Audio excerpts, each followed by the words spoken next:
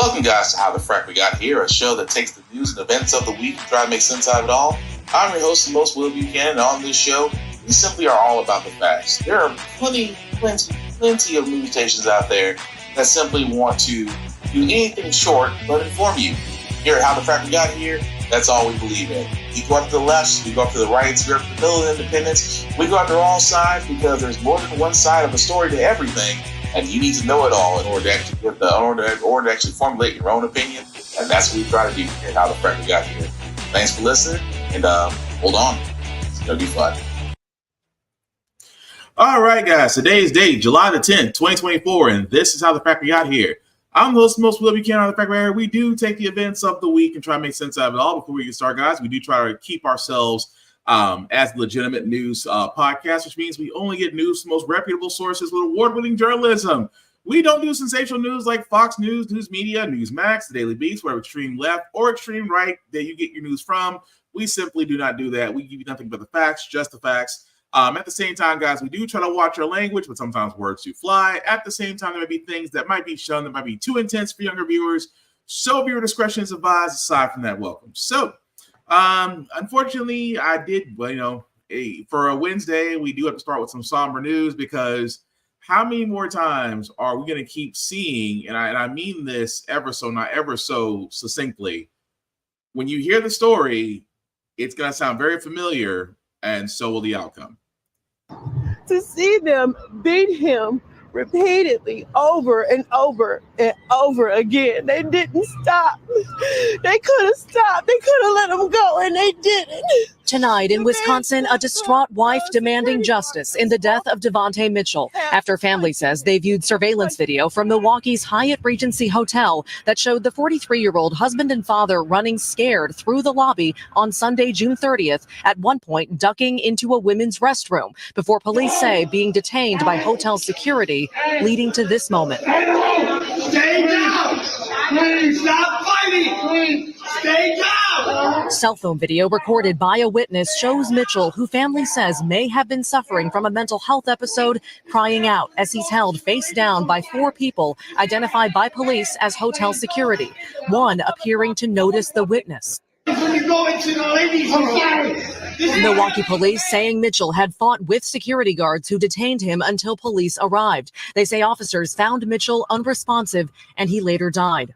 Civil rights attorney Ben Crump says one of the men who held him down, a front desk employee, claims he told security guards Mitchell couldn't breathe, but was ordered to keep holding him. To the district attorney, we don't know what else we need to present to you to bring charges. 10 days after Mitchell's death, the DA says they're awaiting full autopsy results and reviewing this case as a homicide. Meanwhile, Hyatt says the group who manages the hotel has suspended the employees involved. Lester. Thanks for watching. Stay. So how many times we're going to sit there and see the same thing? Black man gets chased. Black man gets held down. Black man suffocates and dies. We have to wait for the autopsy. Now, again, that man, as far as according to his family, they said that he may have had a mental episode. It amazes me that if he had a mental episode, that how security always seems to react with force. Because we keep on talking about mental health in this country. We keep on talking about how to recognize those with issues or those with problems or those going through something. The fact that you have mental health advocates actually riding with some law enforcement in some cities and states. And yet in a hotel where it seems the hotel security was more intent on stopping him, where I just keep asking the same question. There are four of you and one of him, and you're going to sit there and tell me that you cannot get this man to a sitting position? That's the thing I've never understood. If there's four, if you are literally overpowering this guy with four people, you're telling me four people can get one individual to a sitting position and restrain him that way to where, he can breathe? Because that always seems to be the go-to. Get the man on the ground, put your body weight on him, and that's how you subdue him. And again, it is just odd that how many times have we heard that story at the same time the same outcome happens? And we're not, I won't say enraged, but we are. I don't want to get desensitized to it. I don't. And of course, that's going to develop because we're going to see the toxicology report. And trust me, that's the reason why Fox News is quiet right now. Fox News is waiting for the autopsy and toxicology report because they're going to do what happened with Eric Gardner, with George Floyd. They're going to try to sit there and say, "Oh, well, it wasn't the weight of the officers that was on top of him that killed him. It was the stuff in his system. That's what killed him." They're going to find any excuse, and I hate to say that. But the hotel at this moment is doing damage control. Hyatt is trying to distance themselves away from this, even if it means the hotel employees involved, who are currently suspended, may or may not get fired. We don't know that yet. But at the same time, yes, I don't blame the family for suing the hotel because they have to explain, number one, why they were chasing him. Number two, why such extreme measures. And number three, the excuse of, well, I was told to hold him down. Well, who told you to hold him down? Because if that's the case, someone else is liable. And if it's law enforcement, then if I was that family, everybody would be getting sued. But we're going to follow that case as it develops because, again, how many more times we keep hearing I can't breathe in a position to where those who have security training can't seem to get away from putting the body weight on somebody while on the ground, while on top of them, especially when you have other people that can help you restrain said person. I will never understand it. But like I said, we will follow that story as it goes along. So let's get to the Democrats. I know I usually start with the Republicans. We're going to start with the Democrats tonight because sometimes how can I put this over some nice with Democrats? You guys off the folks. First off, a lot of you are spineless, really are. But at the same time, there seems to be this story that this will not seem to go away. And it stemmed back from the first debate with Biden and convicted felon Trump. I love saying that. But however, it isn't the Republicans who are saying Joe is too old now. That 81-year-old President Joe Biden is too old to run for a second term. Nope. It's his own party. To where now they're calling, some of them, and it seems to be growing in number, are calling for him to step down. It amazes me, but unfortunately, it's true. Dozens of world leaders at the NATO summit in Washington. President Biden is promoting unity and strength. Today, we're stronger than we've ever been. But that message comes as the president faces fresh calls to leave the race. Today, one of his most prominent Hollywood backers going off script. George Clooney, who hosted a star-studded fundraiser for the president just 3 weeks ago, writing a guest essay in the New York Times, arguing we are not going to win in November with this president, and urging Democrats to coalesce behind a new nominee. The actor making the case that the president he spent time with at the fundraiser had changed from prior elections. And that night was the same man we all witnessed at the debate. And this morning, former House Speaker Nancy Pelosi became the highest-ranking Democrat to signal he could still drop out. It's up to the president to decide if he is going to run. We're all encouraging him to make that decision because time is running short. A striking statement, considering the president has repeatedly said he has decided. I'm staying in the race. Pelosi later clarifying she still supports the president. President Biden, is Nancy Pelosi still behind you, sir? Still, top House Democrat Hakeem Jeffries has told worried lawmakers that he plans to relay their concerns to President Biden, 4 sources confirmed to NBC News. And senior Biden advisors are now set to brief Democratic senators at a special caucus luncheon tomorrow, after Michael Bennet of Colorado became the first sitting senator to say this publicly. Donald Trump is on track, I think, to win this election and maybe win it by a landslide and take with him the Senate and the House. The question now, will the floodgates open on Capitol Hill? I am deeply concerned about Joe Biden winning this November. We have to reach a conclusion as soon as possible. ABC's George Stephanopoulos apparently reaching his own conclusion, now acknowledging he should not have said this in a video posted on TMZ just days after interviewing the president. What do you think? Do you think Biden should step down? You talked to him more than anybody else have lately, and you could be honest. Tonight, the Biden campaign is promising more unscripted events to convince lawmakers, donors, and voters that the president is all in. And Gabe, there's late word from Capitol Hill tonight about subpoenas regarding the president's health. Yes, Lester, late today, the Republican-led House Oversight Committee said it had subpoenaed 3 senior White House aides, demanding they sit for depositions regarding the president's mental fitness. The White House is calling it a baseless political stunt. So this is the problem I have. And I stress this very heavily, that some Democrats are trying to say that the current president, and I say this because I can't believe I'm saying it, but I guess I got to say it out loud. The current president who beat Donald Trump before he was a convict, before he was a felon, who beat him previously, this is the same guy who has, albeit, done a moderate job. And I say moderate because he did. I mean, it wasn't bad and it wasn't all the way good. It was a moderate job. But let's be honest, he's a moderate Democrat. That should go along territory. That being said, you're telling me this man that you think can't beat a convicted felon who has basically told everybody what he's going to do if he gets back in office, that he has sat there and said he wants to be a dictator. If he sat there and said he's gonna reverse, he's going to terminate certain government entities, he is going to end education and institute his own policy of education.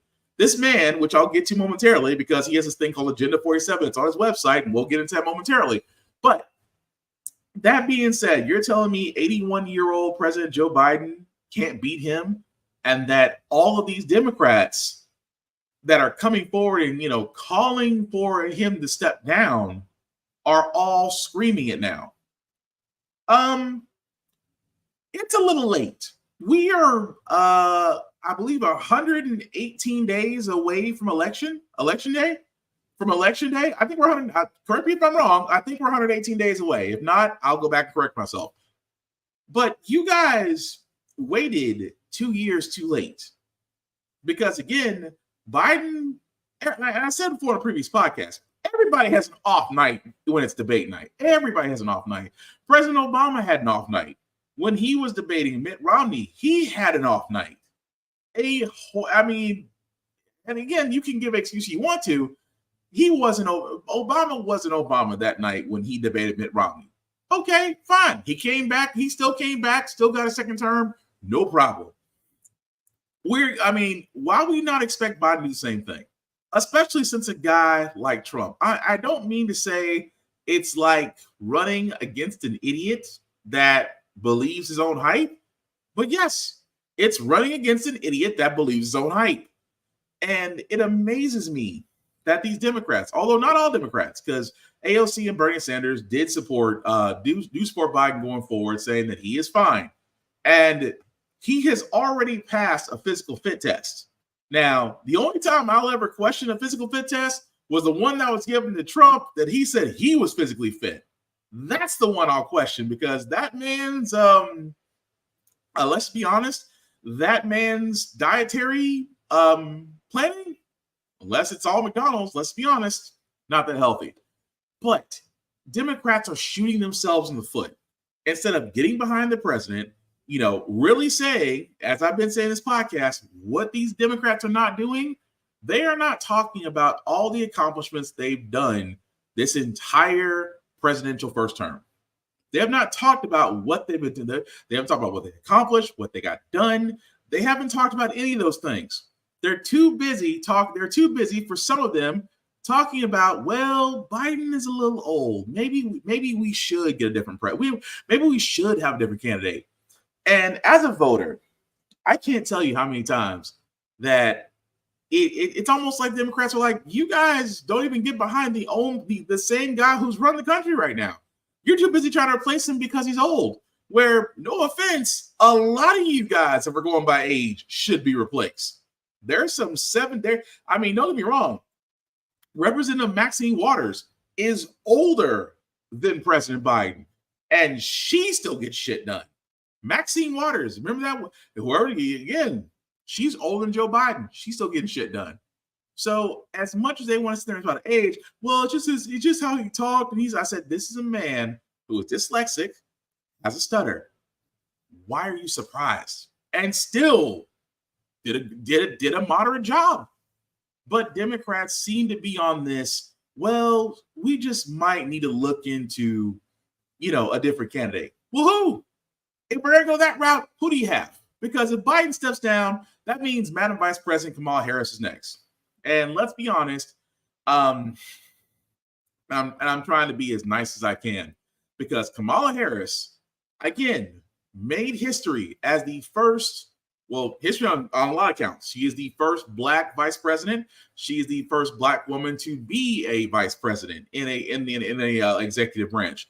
She has made history. Do not get me wrong. Without her, we would not have Ketanji Brown Jackson as Supreme Court justice. She was the deciding factor in getting her nominated to Supreme Court.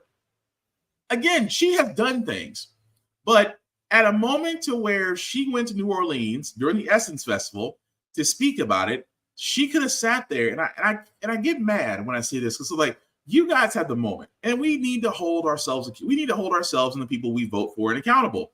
And Madam Vice President basically came to the Essence Festival and didn't mention the president once. Didn't talk about, Joe's okay. He's fine. We'll be okay for a second term. That's all you had to freaking say. You didn't have to give this whole 4-hour speech on everything else. Oh, well, we have plans to do this in the year and this, they did this, that, and the other. Say Joe's fine. Say what you accomplished. Say what needs to be done. And say that we need you to vote. How hard is that? And again, I'm not saying Madam Vice President Kamala Harris is not stupid. She is very educated.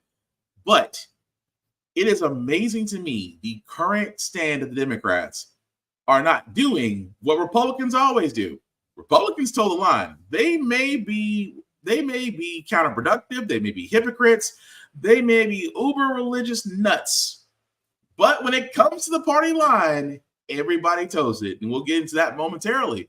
But again, it amazes me that Democrats have taken a story that should have been old and gone, and yet still gains traction because some people believe that Joe should need to step down. But you can't provide another candidate that could do so. So again, make it make sense. But speaking of things to make it make sense, again, another we're actually going to show a traffic stop where it occurred in Delaware, where it seems the officers may have gotten just a little bit too handsy and punched a woman for what it looks like to be no reason. Again, this is graphic. Viewer discretion is advised. New video tonight from Newcastle County Police showing a controversial incident between officers and a driver. Police released body cam video today showing the encounter. It was back on June 29th when it happened, saying they're aware of video circulating online. They say one of its officers saw the driver commit several traffic violations, and when he tried to pull her over, she kept going, pulling into the parking lot of a Royal Farms on Pulaski Highway and then backing into a parking spot. Step out of the car. Step out. Step out. Because I asked you to. No. Yes. For what? Step out. No. You want to get locked up? For what? Right now, I'll be resisting. For what? You said I'm detained, but you never gave me a reason. You pulled me over, then you honked your siren because I'm backing up. Did you want me to stop on this other road? No, we're not doing it. We blurred her face because police have not released any information on her identity or charges filed. Police say the car's registration was suspended without insurance, and there was an old bullet hole on the driver's side door. According to police, the driver refused to get out of the car and asked for a supervisor. Then after about 3 minutes, several other officers arrive at the scene. I stated to you, I'm going to wait till your friends come. Don't touch me, and I'll get out. Get out of the car. Get out of the car. I'm not. Move. Put your hands behind your back. That's when the driver gets out of the car. There's a little scuffle here, and you hear officers tell her to get to the ground, stop resisting, and to get off of an officer's foot. At one point, it appears an officer hits her. She's eventually handcuffed and placed in a police car. Now, we reached out to Newcastle County Police for more information on this incident, but at this time, they say they're not releasing her name or any charges.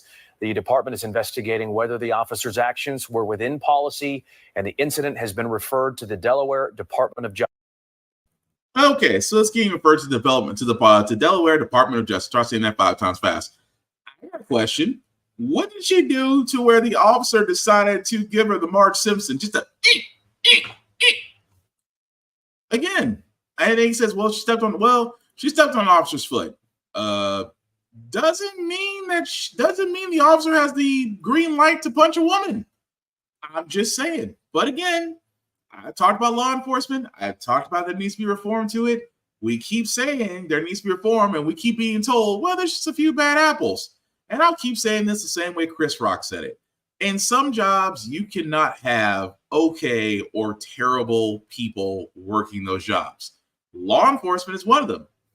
We can't have bad apples. If you can't control yourself when you were not assaulted, when you had more numbers than said person, and decided still to punch them on the way down while they're being restrained, I don't think you should be a law enforcement officer. I personally think you need to have your job taken away from you. I think that your pension needs to go to the victims. Because let's be honest, the only thing that ever actually changes in police brutality toward minorities is money. And I keep saying this, I'll say it again. Take the police pension fund and use that as cash payments toward victims that they harm. Watch how quickly those actual attacks and things of that nature will drop. Why? Because you attack the money. Sometimes it takes that much. But again, guys, like I said, I know I got off the Democrats. The simple fact of the matter is they can't get behind Joe because they're too busy trying to install another candidate, which I think is a little too late for that. But let's talk about Trump for a second, because again, if you've been on the interwebs, you probably outside have heard of They Not Like Us and Hawk Tool Girl. You probably heard the words Project 2025. And yes, it does involve Trump, but not the way you think. Former President Donald Trump in a new post online insisting he knows nothing about Project 2025 with no idea who's behind it, calling some of the controversial 900-page proposal to overhaul the federal government ridiculous and abysmal. The comments coming after Democrats pushed to tie Mr. Trump to the plan created not by the Trump campaign itself, but by some former Trump administration officials working with conservative think tank, the Heritage Foundation. Its president coming under fire just last week for this. We are in the process of the Second American Revolution, which will remain bloodless if the left allows it to be. So what is Project 2025? What we're doing is systematically preparing to march into office and bring a new army of aligned, trained, and essentially weaponized conservatives ready to do battle against the deep state. That battle plan outlining several key proposals, including a federal government under much tighter presidential control. Even now, independent agencies like the Department of Justice would answer almost entirely to Mr. Trump. And it calls for replacing thousands of civil employees with political appointees, presumably loyal to the former president. Project 2025 calls for more spending for a U.S.-Mexico border wall, a signature Trump proposal back in 2016. Build that wall. And on this side of the border, big cuts to corporate taxes and income tax for America's highest earners. The plan taking aim at what it calls woke culture warriors, calling for deleting a long list of terms from all federal rules, including sexual orientation, diversity, equity, and inclusion, and gender identity, and eliminating the education department. It's not uncommon for think tanks to create wish lists for governments in waiting. But with the race for the White House all but deadlocked, Democratic opposition to the plan has ramped up against what Congressman Jared Huffman, behind the Stop Project 2025 task force, calls a dystopian plot. I think what troubles me the most is just the explicitness of the extremism. And the people who are saying these things are the most inner circle leaders of Donald Trump's political world. Those behind Project 2025 accuse Democrats of fear-mongering. This really would tee up an incoming administration to achieve more than we've ever seen under a conservative president before. Now, a spokesperson for Project 2025 says in a post on X that the group does not speak for any candidate or campaign. And in response to those controversial comments on an American revolution, the head of the Heritage Foundation tells the New York Times, quote, "These patriots are committed to peaceful revolution at the ballot box." Now, President Biden, for his part, in a statement, says Project 2025 would give Mr. Trump limitless power over. Okay, so again, you said Project 2025. Now, of course, Trump has said, I've got nothing to do with it because I have my own agenda. And yes, for a split second, guys, we are going to go to the website because he has Agenda 47. As you can see right there, with our convicted felon Trump, of course, Agent 47. I'm sorry, Agenda 47, not to be confused with Hitman 47, Hitman, but you can see, and I'm just going to just go over a couple of these just so you guys know. This is what he says as he would do if he was reelected for his second go around. He'll declare war on all cartels, which again, because apparently the war on drugs is still going on. Ending veteran homelessness in America. Although he says here, President Trump will make it a personal mission to totally eradicate veterans' homelessness in America, but doesn't say how he's going to do it.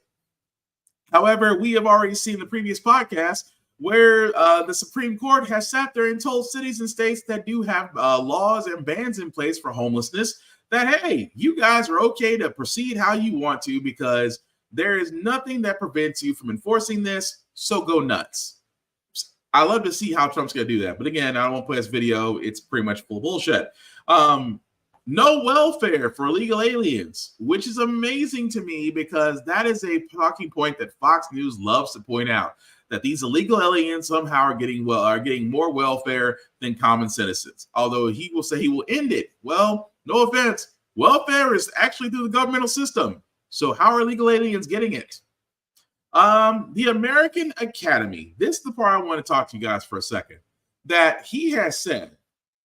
Now, note the wording on this. President Trump announces a plan to revolutionize higher education by shifting excessively large endowments from private universities toward a new institution called the American Academy. What President Trump is not saying that if he did actually come into office, that he would dismantle the Department of Education because he believes what is currently happening right now is indoctrination.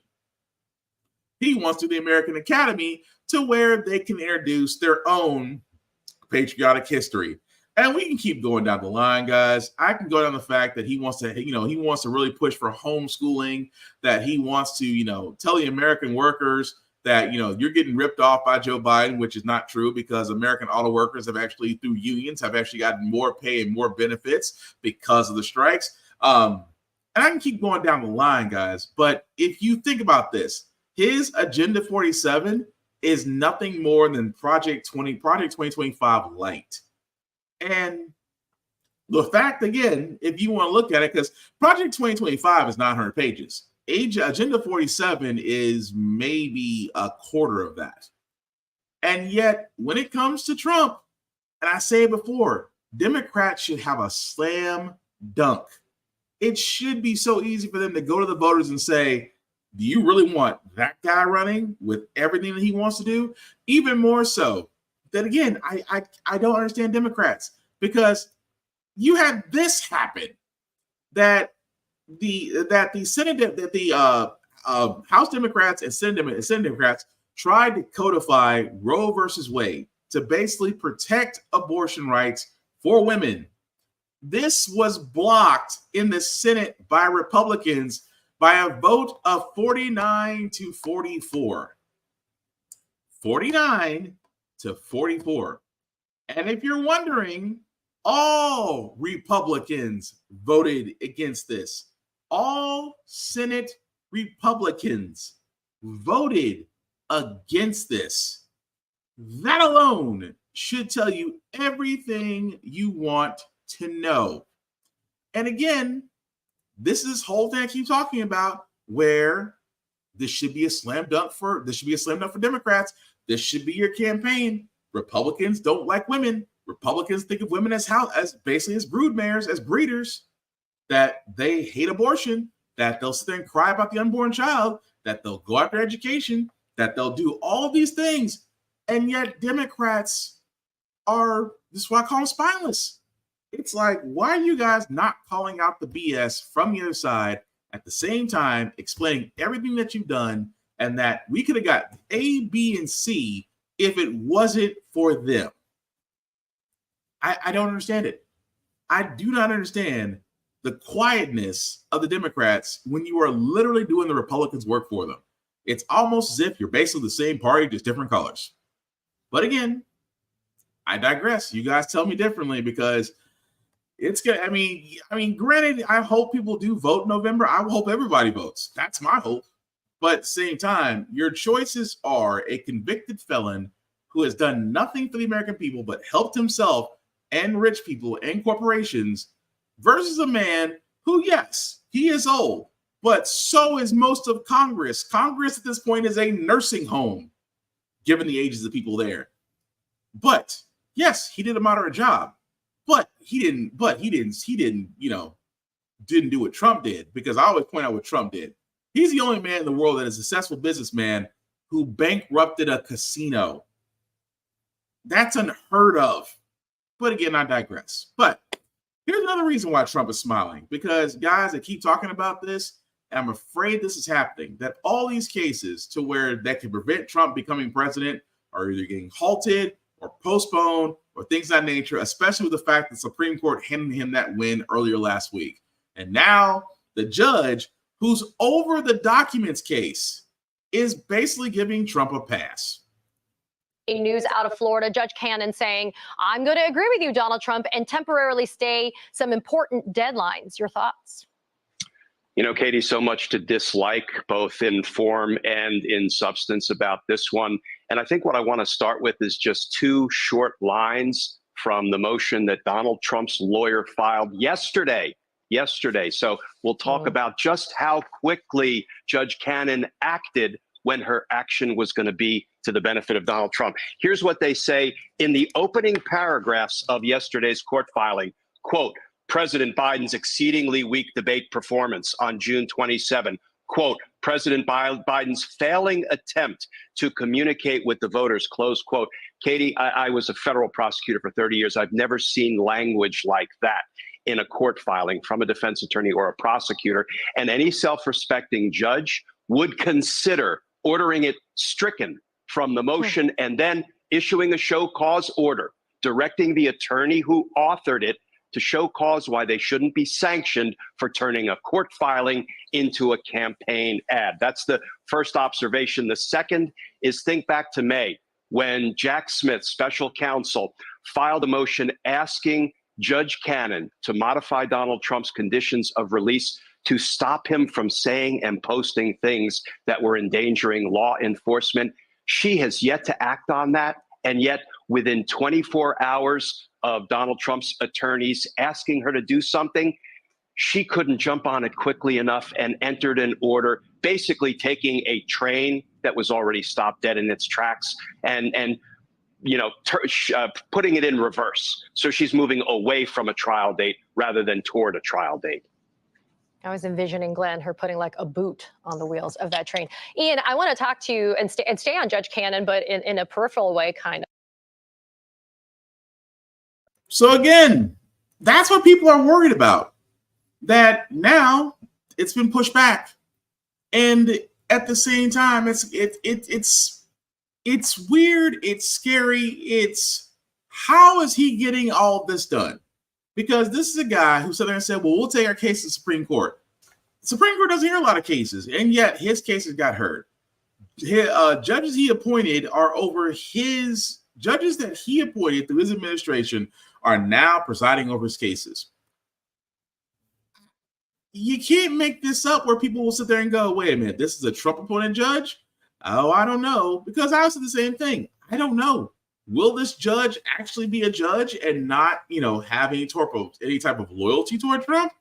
It's kind of hard to say, because this woman who is over one of the cases where, again, if convicted, he couldn't run for office because then he'll be branded a traitor for harboring documents he's not supposed to have for clearance that he thought he could undo because, he didn't read the Constitution. But that case is going to get postponed. It's almost as if they want to put everything on the back burner to allow this man to run.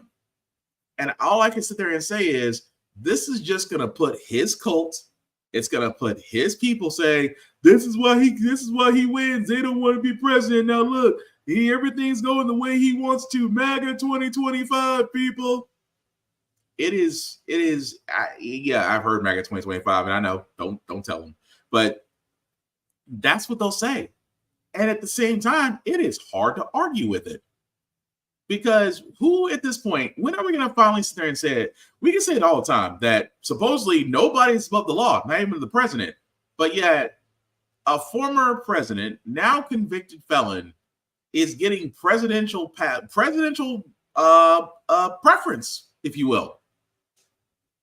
And yet we're all, the rest of the citizens are like, how is it that this man gets a pass when anybody else in his situation would be under the jail by now?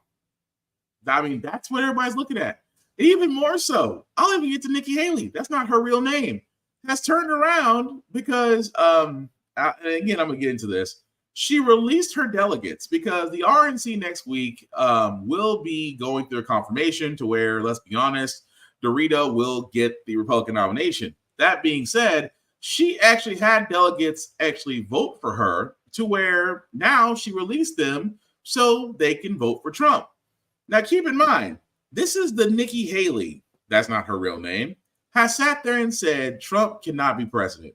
Trump isn't capable, that, we cannot depend on him to get the White House. And of course, because she's a woman in the GOP, I always laugh. I laugh because, again, for the conservatives out there, if you think, and I mean this all sincerity, if you think a woman or a person of color in an all-white party will ever be nominated for any type of presidential or vice presidential seat and win, you are about as delusional as the My Pillow guy that thinks that he is still relevant. Because Tim Scott believed it, Nikki Haley believed it, and where are they now? Tim Scott is still trying to hope to God he can be the singing Sambo / Uncle Tom for President Trump, and Nikki Haley wants nothing to do with it because Trump will not consider her for vice president, and her swing at trying to become a presidential candidate has ended. So she's going to fade off to whatever side of Fox News or the Blaze or the Daily Beast will have her. So yes, she released her 97 delegates to where now they will vote for Trump. So this is what I was getting to, guys, about the simple fact of the matter that say what you want about Republicans sometimes, but when it comes time to toe the party line, they do it effortlessly. Even though Nikki Haley says, well, we need to get behind President Trump. Didn't just a couple of months ago you said this man can't be trusted? She's towing the party line. But I don't expect those in Fox News or those in certain GOP circles to sit there and hold her accountable because, hey, she's playing ball. Because if she plays ball, the money keeps rolling for her. Again, tell me you never heard of a broke politician in Congress. But moving right along, guys, I wanted to cover this story as well as far as education goes before we get to our business and then on to our feel-good segment. Virginia is joining other states that are trying to restrict cell phone in schools, saying that this has a detrimental mental health effect on students and the fact that it gets in the way of their education.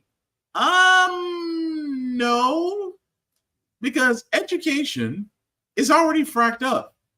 Education has been taken over by parents who question what is being taught their kids. Education funding has been cut in half or even worse every year to where schools have to do less. Teachers are not getting paid more. Schools are getting overcrowded.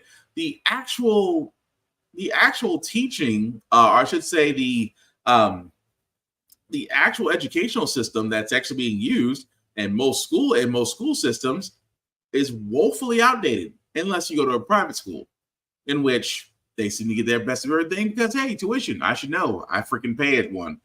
Ugh. But anyway, it amazes me so that we look at this. And of course, children, well, we need to have cell phones. Have you not seen the school shootings? I want to know if my child is okay. I can't knock that. Considering the fact that we've done nothing about gun violence and that, folks who are not criminals, folks who can still get things regardless of the current standards and practices that we have for buying firearms can still get them. even though if we instituted even though we instituted new limitations and procedures, they wouldn't get that. But because that violence still occurs, and at the same time, students are wearing bulletproof backpacks or clear backpacks, lockdown procedures are getting put in place. Yes, I can't argue the fact that kids should have cell phones, because you need to be able to, parents want to get in touch with their kids when danger happens to know that they're okay. It's just a fact of life. That's what's supposed to happen. But here's another thing that I wish that honestly schools need to really diverge into, because kids love cell phones and tablets, technology. This happens, right? Why are we not adapting our educational system to this? See, my thing is, we should be actually embracing technology. We should actually be using it to an extent to where we can revamp our education system and reach these kids differently, especially with these kids that have different learning types or disabilities or things of that nature. Why are we not utilizing that? Utilizing smartphones, utilizing tablets, because other countries are doing it.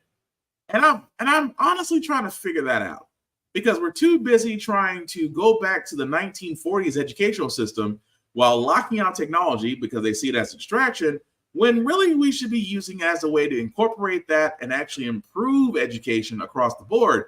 Because let's be honest, if education had the same blank checkbook as the Department of Defense, there'd be smarter people and fewer wars. That's all I'm saying. But moving right along, guys, I want to cover this because Boeing, we talked about Boeing a lot, especially the fact that, whistleblowers seem to come up missing. Well, Boeing as a company has settled again. Today's guilty plea comes more than 5 years after 346 people died in 2 Boeing MAX 8 crashes overseas. Boeing now admits it's committed a felony, misleading FAA regulators about new cockpit software that eventually brought both planes down. Family attorneys say the plea isn't enough. Victim families feel like Boeing is getting off easy. Under the plea agreement, Boeing must pay another $244 million fine, bringing the total to $487 million, and spend $455 million to strengthen compliance and safety programs. An independent monitor will oversee Boeing's compliance. Boeing avoided prosecution in 2021 by agreeing to improve quality control and report truthfully to the FAA.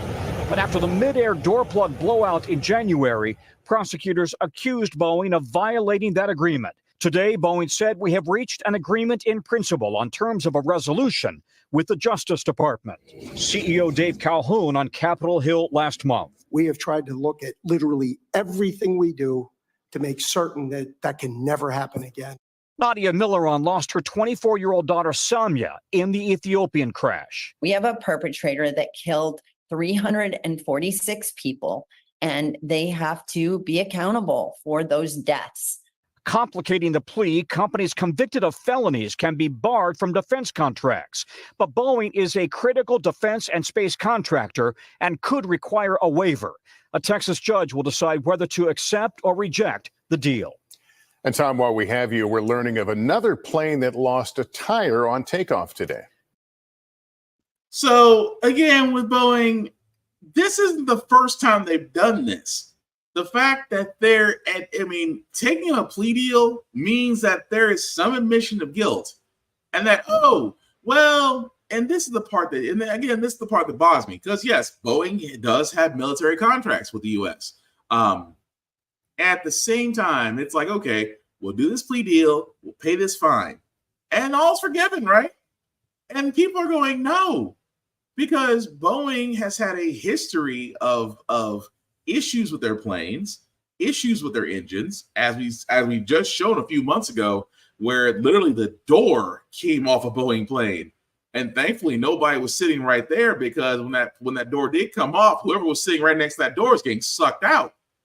But what's so crazy about this is that what the journalist said at the end, that because because if they did get convicted, they're barred from defense contracts. Boeing has multiple defense contracts with the U.S. government.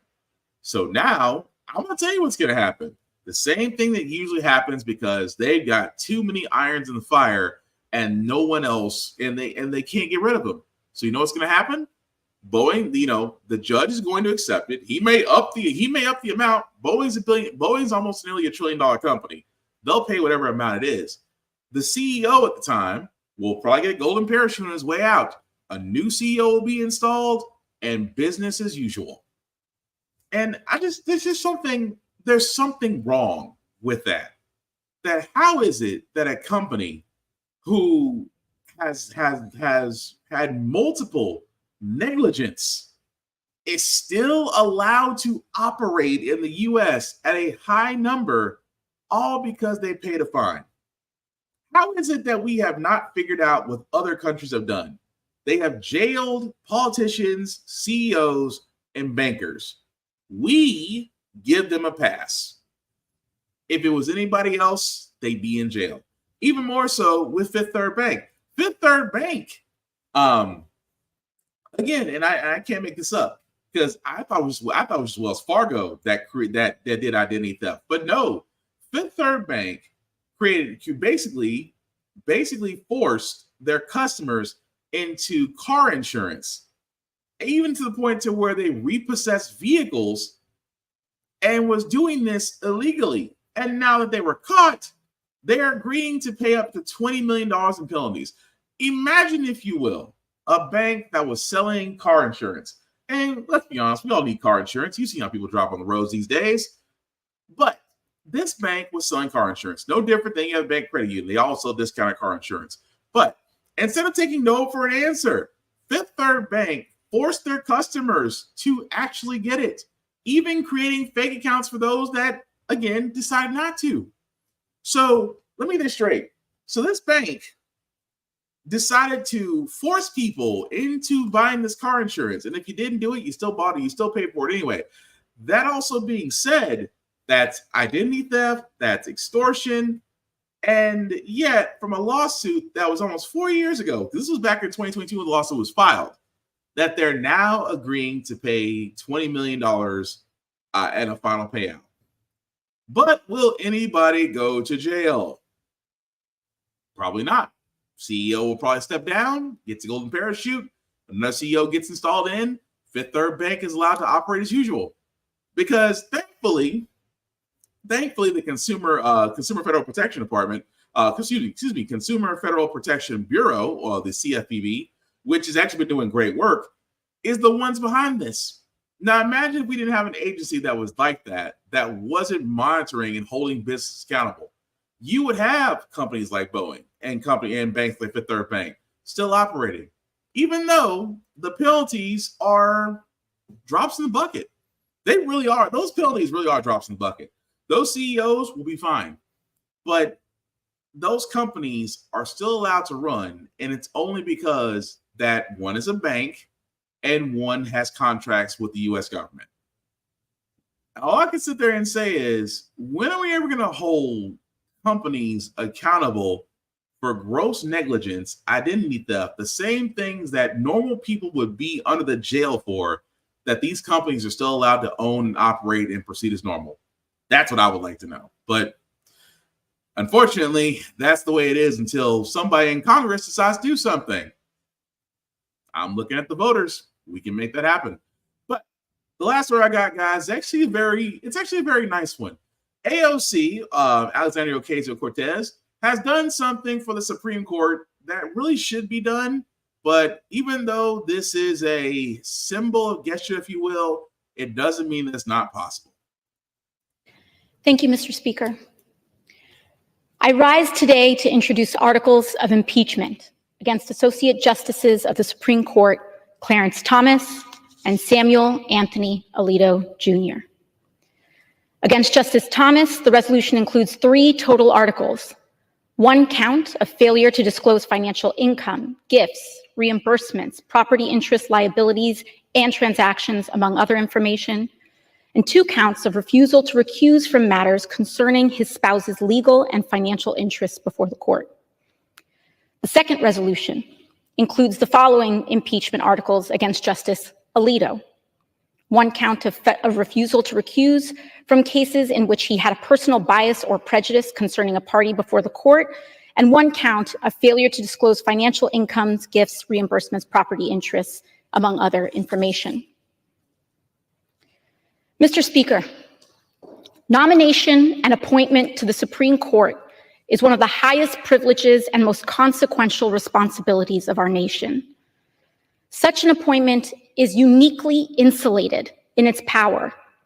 Confirmation to the court is a lifetime appointment whereby justices are entrusted with decisions that powerfully shape the nation as well as the lives of every American.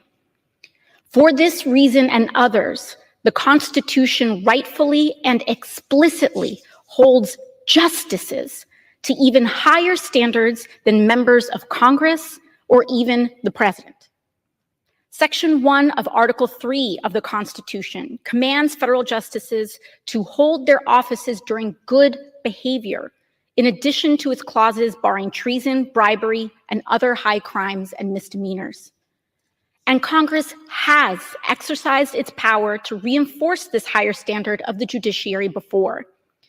This body has impeached and removed 8 federal judges for transgressions ranging from evading income tax and perjury to intoxication on the bench and abandoning the office to join the Confederacy.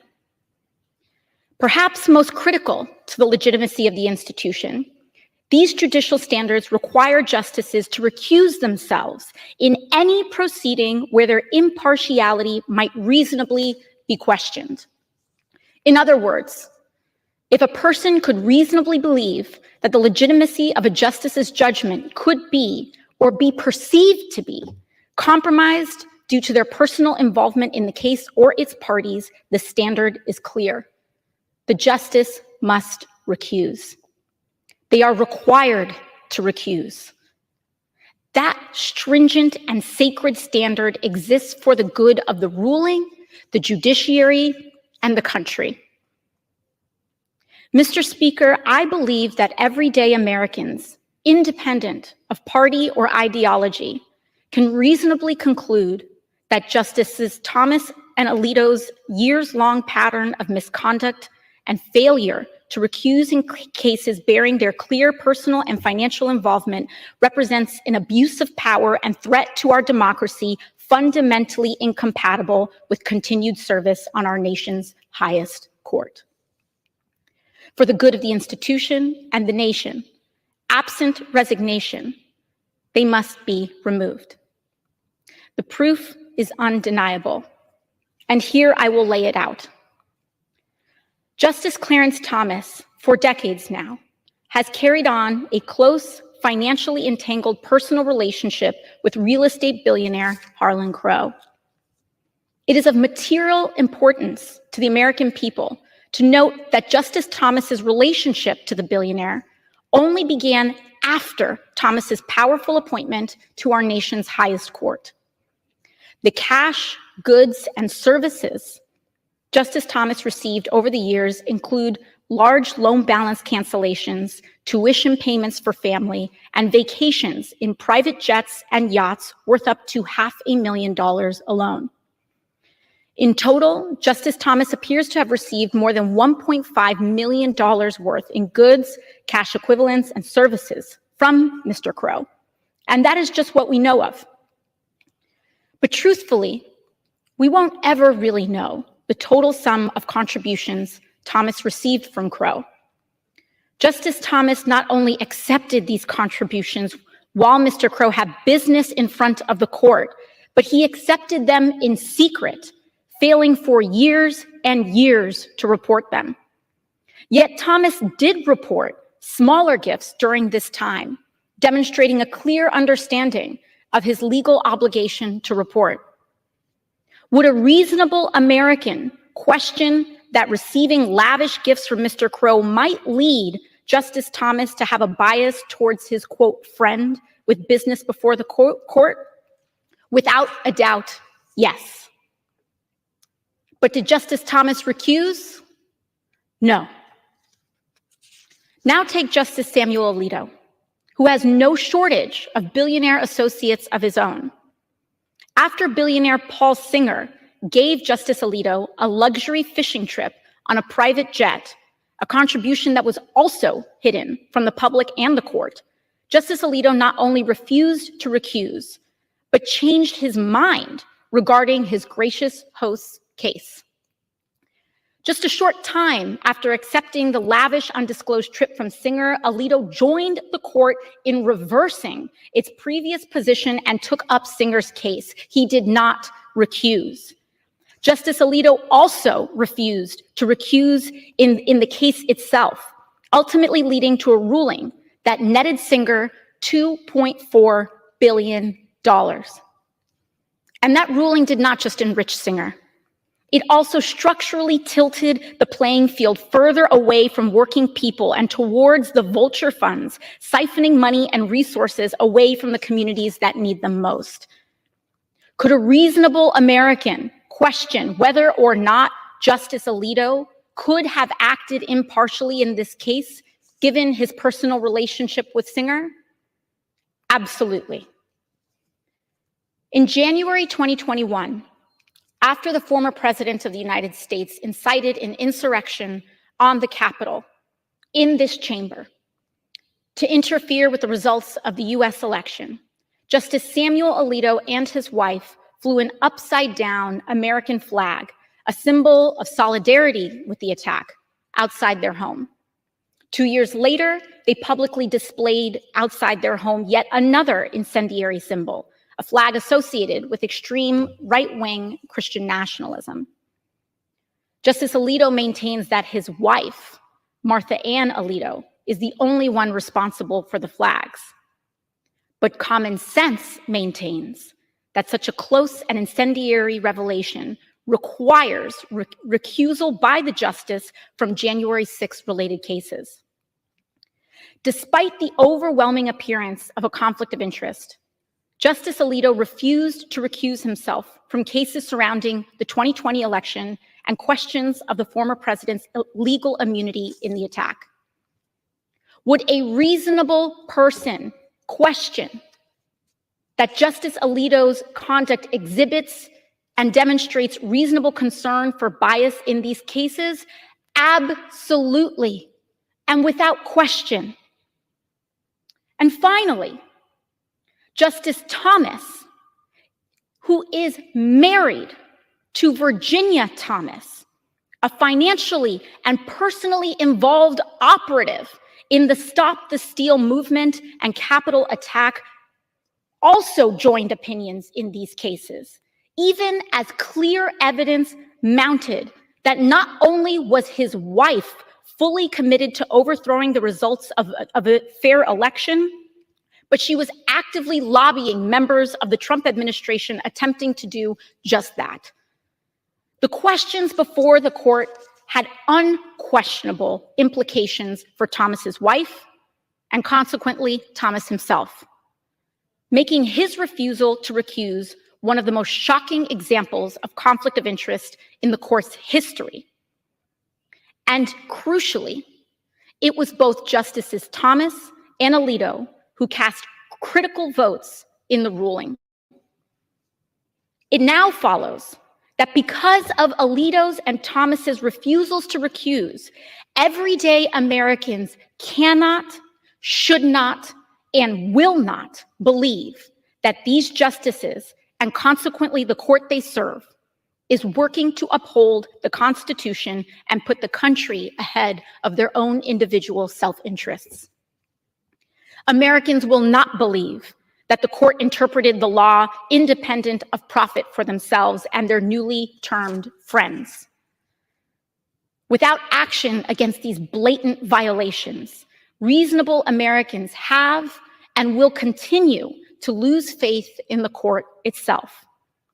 Reasonable Americans will and do believe that Justices Thomas and Alito are prone and subject to corruption, that the institution failing to punish them is broken, and that consequently their impeachment is a constitutional imperative and our congressional duty. The abuses of power committed by Justice Thomas and Justice Alito are precisely the types of corruption that the framers understood was an existential threat to our democracy. Instances like these and misconduct like that of Alito's and Thomas's are precisely why the framers gave us the tool of impeachment. Corruption without consequence infects all it touches. And that is why this body, Congress, has a constitutional and moral obligation to hold these justices accountable, to maintain the integrity of our courts, and to uphold the standards of the judiciary and our institutions. Lastly, we cannot ignore the most important material consequences of this court's unchecked corruption and its resulting influence: the suffering of the American people. We cannot ignore and pretend that this corruption is wholly unrelated to the millions of pregnant Americans now suffering and bleeding out in emergency rooms under the court's unleashing of extreme abortion bans across the United States, which was a key political priority of these undisclosed benefactors and shadow organizations surrounding Alito and Thomas's misconduct. Nor can we ignore the millions of Americans now suffering hours-long wait times in the hot sun, often without water, just to cast a ballot, also a direct result of this corrupt court's gutting of the Voting Rights Act, allowing the closing of polling sites across the country. You see, neither these justices nor their shadowy benefactors have to answer to the parents of developmentally delayed children about their decision to gut the power of the EPA and the entire administrative state with it. But they do have to answer to us, the Congress, whom these people, the American people, have elected and entrusted to protect them, to serve them, and to defend the well-being of our democracy. Mr. Speaker, I am here today presenting these articles of impeachment not because I am a Democrat and not because I am blind to its odds in a Republican-led chamber. I present them because it is the right thing to do. And while our framers perhaps may not have envisioned someone like me in this seat, they absolutely did envision the necessity and value of the impeachment action upon which I seek to advance today. And yeah, that's the reason why I let it run, because AOC did bring forth articles of impeachment against Clarence Thomas and Samuel Alito, Supreme Court justices. Now you're probably wondering, how does that work? Well, same as if impeaching the president. That in order for this to happen, that there needs to be a 2/3 majority vote. If there was one, yeah, that justice be removed. Now, she has said it herself. It is a gesture in itself. She does not expect her Republican colleagues to sit there and go, yeah, we do need Supreme Court justices that aren't easily purchased, or, don't violate ethical lines, or don't have wives that will use their husband's seat of power to their own benefit. Maybe we do require those things, or would like to have those types of score, or basically, dare I say, a Supreme Court that does have an ethical board that it answers to. Now, again, she's not delusional. Yeah, it feels like this is a little too late. Well, I mean, to a point, it is, Kira. It really is to a point, just because, well, one, Republicans are not going to go against the grain. Republicans are definitely not ever going to impeach a conservative Supreme Court judge. That'll never freaking happen. At the same time, it's a symbol of gesture, because we kept saying the entire time, guys, that, especially if you've been watching this podcast, we have been sitting there saying that there's something wrong with the Supreme Court. Outside the fact that two Supreme Court justices got rushed through the process, Brett Kavanaugh and Amy Coney Barrett got rushed through, basically making it a conservative-leaning Supreme Court. The fact that the conservative Supreme Court has shot down Roe versus Wade, the fact that the conservative Supreme Court has shot down a part of the affirmative action that actually include college entrances, which was brought forth by 4 Asian students that felt like Harvard was shunning them. Those 4 Asian students still didn't get in. Thank you for that, because that led to the destruction of DEI programs as well as roles in businesses because companies are going, hey, we can get rid of our DEI programs and not get sued. So thanks to those 4 Asian students. Really appreciate that. Let's not also forget, just last week, they talked about the Chevron doctrine, which meant that any government agency now has lost the legal power in a court case they bring forward. So let's not forget that the EPA, that the Department of Education, that even the DOJ may have some issues trying to get certain cases through because now they're not seen as the authority anymore. Again, Supreme Court has also sat there and said that they said that cities and states that have laws and regulations about homelessness that can now be allowed to operate because, again, they don't see it as unconstitutional. They've also sat there and said the president cannot forgive student loan debt, saying that he does not have the power to do so. But at the same time, they also said that the president can now be immune from some official acts. All the makings of a conservative Supreme Court. And I keep saying that as long as there's not a balanced Supreme Court.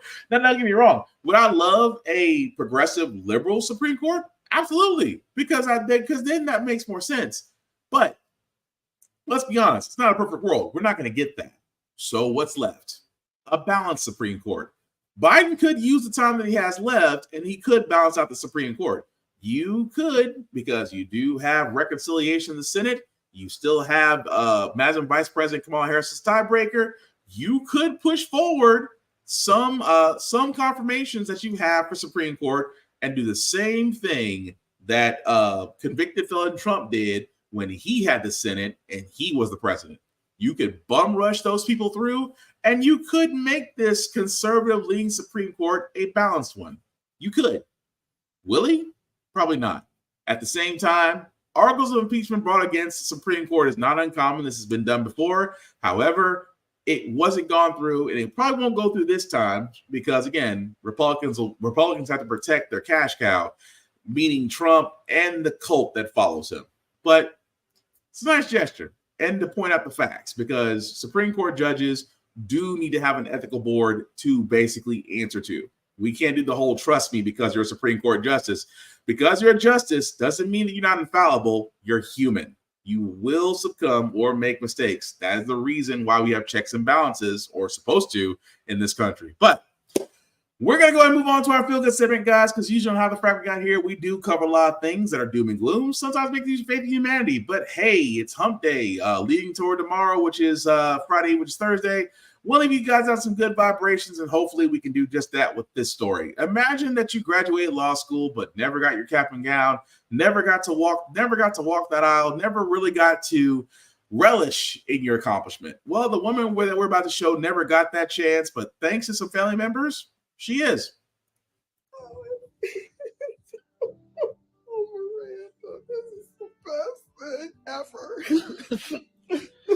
When I opened the box and I saw the TAM, the doctoral TAM, and then when I pulled out the robe and the hood and it was the colors of my university where I graduated from law school, then I knew what it was. And I was just so surprised because, first of all, I didn't expect it at all. Her and I did a photo shoot together and commemorated the fact that we have 2 lawyers in the family, which is, I think, extraordinary in any instance. I was in a real bad car accident that last semester of my 3rd year of law school. And as a result of that, I ended up failing a class. But the policy at that time at George Washington was if you had any credits pending, you weren't able to participate in graduation. So I never saw the cap and gown, I never wore it or anything. And it was a real disappointment to me at the time.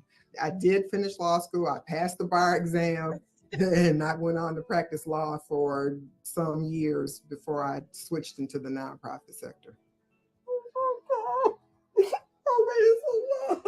I ordered her cap and gown from her school, and then I scheduled our hair appointments and our makeup appointments and our photo shoot. Having the fact that we're both Black women, it's extremely rare to have this sort of occurrence. So I wanted to celebrate it. One of the things I hope maybe people will take from this is that no matter what, whatever adversity comes, you fall down, but you can get up. I just thought that was cool because, again, if you never graduated, if you ever had the idea of graduating, and again, in her case, because of a stupid rule at school that kept her from graduating, that, you know, her daughter, who was also a lawyer, decided that, you know what, we're going to give you the one thing that you should have gotten a long time ago. And again, still cool to see that because, like I said, we do need more Black women lawyers, especially for guys like me that need to always keep bail money. But anyway, that being said, that's going to end it for this podcast. Thank you all for watching, for liking, for letting people know this is live. I certainly appreciate that. Some shameless plugging before we do get out of here, guys.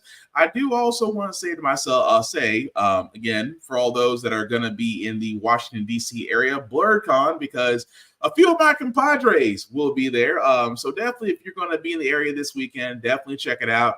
If you've never been to a con, please do so, especially a Blurred being a Black nerd or Black convention. The support is needed, and it's such an experience that I can only describe as a homecoming with cosplay and cosplay and comics and artists and things of that nature. So again, if you are going to be in the Washington, D.C. area, guys, definitely check out BlurredCon as it's happening this weekend. You will not be disappointed. Also, if you see folks there like a Lady Mandalore or Chris Fury or Tafari TV or Mayhem Media, trust me, you won't miss them because they're part of the Blurred's Eye crew. Definitely check them out. I myself, unfortunately, won't be there because, hopefully I'll have a new edition coming who seems to be coming sooner than later. But anyway, but yeah, definitely check them out. Also, check out blurredstation.com. I cannot stress this enough, guys, about blurredstation.com. It is the vehicle. It is the table we've always wanted. It's $10.99 a month. You can definitely join there. Again, if you're going to join, please join in the Blurred's Eye View Affinity membership. Select any member there. We certainly appreciate that. And it's $10.99 a month to view Blurred Station streaming movies, television, anime series. You name it, it's there. Definitely check it out. After 36 months of paying $10.99 a month, guys, you do have the option of owning a piece of Blurred Station. So definitely check it out. And if you also are a content creator and you want your content to be shown on blurredstation.com, first you have to join, which allows you to talk to people behind the curtain. And from there, if all works out, you'll be able to see your content on blurredstation.com. And again, you get to keep the content. They only ask for a piece of distribution. Can't beat that with a stick. But as for myself, guys, you can find me Black_Spartan615 on all the socials. I'm friendly. Just don't make it weird. That's the only rule I have as far as being on socials. That, of course, we can talk about current events. We can talk about politics. We can talk about how you can be effective in your community. But again, keep it simple. Don't be weird. I don't want to have to get this whole thing of blocking and whatnot. So again, don't be weird. Black_Spartan615 is where you can find me. Add me, follow me. I certainly appreciate that. The link at the bottom, I'll make that a little bit bigger for you guys to see. If you copy and paste that link in your browser, take you to my YouTube, Facebook groups for all of my podcasts to where you can like, share, subscribe. A like, a share, and a follow costs nothing, guys, but it means everything. I would certainly appreciate that if you can do just that.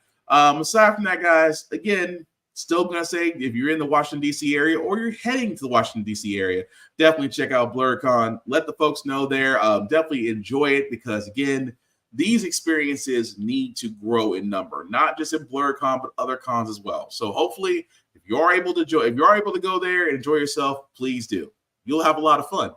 That being said, guys, I did check. We are 118 days away from Election Day, which means know who you're voting for.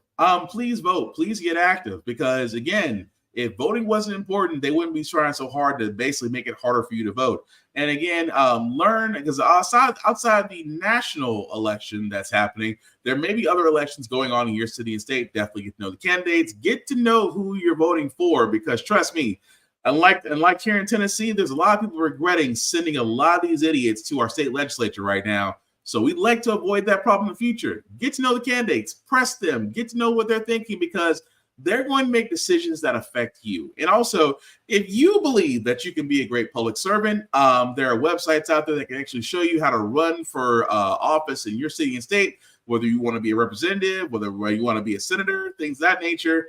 It'll definitely show you how you can do that to where you can get on the ballot and, again, be able to be a servant of the people. That being said, guys, the last thing I'll say about how the Frack We Got Here is all about staying informed. We are not trying to reinvent the wheel, guys. We are simply giving you all the information, allow you to make up your own mind, but we do provide a logical perspective that goes along with it. We do better as a society once we're informed. We're progressive. We move forward. We try to basically correct the mistakes we made in the past by making the right ones today, like electing our first Black woman to the Federal Board of Governors, electing our first Black woman to the Supreme Court, electing our first Black woman as a National Cybersecurity Director. All great things. When we don't learn from history, then we are doomed to repeat it. That's what we keep asking ourselves. Why does everything go up in our paychecks? Why are we electing different politicians but still the same old gang in Congress? And most importantly, how the frack we got here. Thank you all for watching, guys. Please take care of yourselves and each other, and hopefully we'll get through this. Peace.